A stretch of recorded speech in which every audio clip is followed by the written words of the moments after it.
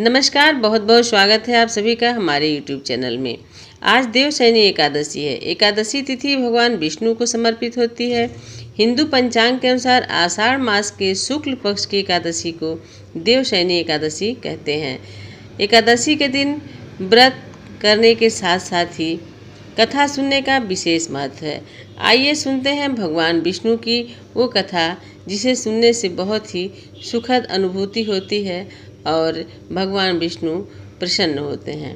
देवशयनी एकादशी व्रत कथा। देवशयनी एकादशी व्रत कथा का वर्णन खुद भगवान श्री कृष्ण ने किया है। शास्त्रों के अनुसार भगवान विष्णु ने इस वृतांत को धर्मराज युधिष्ठिर को सुनाया था। पौराणिक कथा के अनुसार सतयुग में मांधाता नामक एक चक्रवर्ती राजा राज करते थे। मांधाता के राज में प्रजा सुखी थी। एक बार उनके राज में 3 साल तक वर्षा नहीं होने की वजह से भयंकर अकाल पड़ गया। अकाल से चारों ओर त्रासदी का माहौल बन गया। इस वजह से यज्ञ, हवन, पिंडदान, व्रत, कथा आदि कम होने लगे थे। प्रजा ने अपने राजा के पास जाकर इस बारे में बताया। राजा इस अकाल से चिंतित थे। उन्हें लगता था कि आखिर उनसे ऐसा कौन सा पाप हो गया जिसकी सजा इतने कठिन रूप में मिल रहा था। इस संकट से मुक्ति पाने के उद्देश्य से राजा सेना को लेकर जंगल की ओर चल दिए।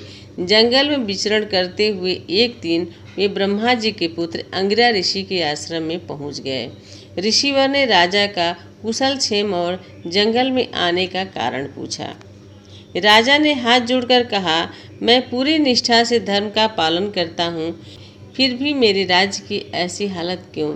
कृपया इसका समाधान करें। राजा की बात सुनकर महर्षि अंगिरा ने कहा कि यह सतयुग है। इस युग में छोटे से पाप का भी बड़ा भयंकर दंड मिलता है।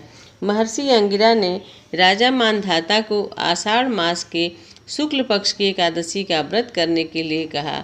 महर्षि ने कहा कि इस व्रत के प्रभाव से अवश्य ही वर्षा होगी।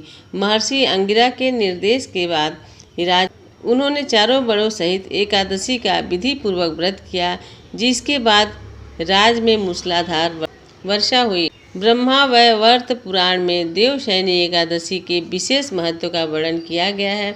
मान्यता है कि देवशयनी एकादशी के व्रत से भक्त की समस्त मनोकामनाएं पूर्ण होती हैं। तो दोस्तों, उम्मीद करती हूँ कि आप लोग भी भगवान विष्णु की ये कथा सुनेंगे। मैं इन्हीं शब्दों के साथ विदा लेती हूँ। फिर मिलूंगी अगले वीडियो में नए टॉपिक के साथ। तब तक के लिए आप सभी को नमस्कार, धन्यवाद।